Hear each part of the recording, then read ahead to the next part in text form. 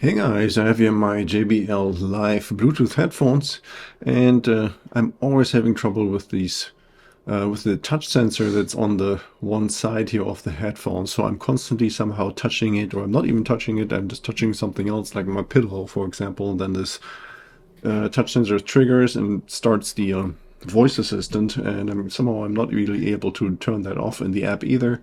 So in this video, we want to show you how to permanently disable this touch sensor.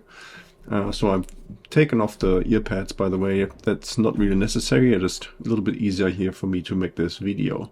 Okay, so the first step is we're going to remove on the ear cup that has the charging port. We're going to remove this plastic ring here, this gray ring. And I'm just going to pry this off by wedging in like a small prying tool. And you see these. There's a couple of clips that we need to detach, and then also there's a little bit of glue that holds this in position. So underneath that big ring, we're going to find a tiny black ring. I'm going to pop that off as well. And then underneath there, there's now 4 small Phillips screws. So we're going to remove all of those. So this is a really tiny screwdriver that I'm using here. And then once we have removed all of those, then we're going to find 2 more screws, and those are here on the top. And you're going to see really quick, these are not regular screws. These have these triangle shapes. And I don't have a screwdriver like that. So I'm just going to use like a really tiny flat blade screwdriver. And I'm wedging that in there. This one kind of fits perfectly in there. And then I can, with a lot of force, by pushing against the screw, I can kind of screw this out. And now the other screw is here on the other side. And this one is not as easy to get to. So I'm going to pull out the head earpiece here all the way. This kind of makes it possible to get to that screw and then also remove it. This may take actually a couple of minutes, so this is not that easy. This is probably the worst part of the entire job. So once we've removed all those screws now, so 6 total, now we can pop off the cover here on the ear cup. And we want to do this really carefully because there's a couple of wires that are connected to that lid.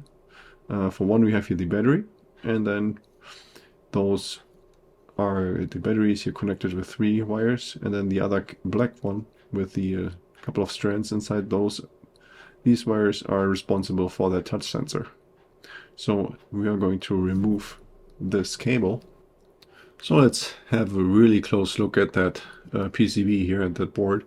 You see there's 3 small wires coming out of that black plastic tube. So I'm going to cut all 3 wires off really close to the board. And of course I'm going to make sure that I'm not accidentally cutting any of the other wires here, especially the ones for the battery, because otherwise we would have to fix those. And then I'm also going to get rid of the entire cable here. So first I decided to just snip it right there, but then I was thinking, well, we don't want to accidentally cause a short anywhere, so I'm just going to snip all those little leads off really close to the battery, making sure I'm not accidentally cutting into the battery. That would be really bad. And at this point we can reassemble everything. So let's just close off the lid, make sure that there's no wires sticking out, and then we can already reinstall all the 6 screws that we took out earlier. So let's do that really quick. And then the last step is to install those 2 plastic rings. So the first one, the small one that has like 3 little plastic pins, as you can see here, and the ear cup has 3 corresponding holes. So let's line up one of the pins with one of the holes, and then we should be really easily able to install the entire ring. And then the second one has 3 bigger clips. We're going to align those with the cutouts here on the ear cup. If you want, you can add a little bit of glue if you're afraid to lose the ring later, but usually the ring just clips right in and doesn't really come off anymore.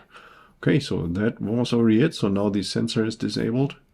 And so that's it for this video. Hope you found this information helpful. And if you have any more questions or comments, then please leave a message below.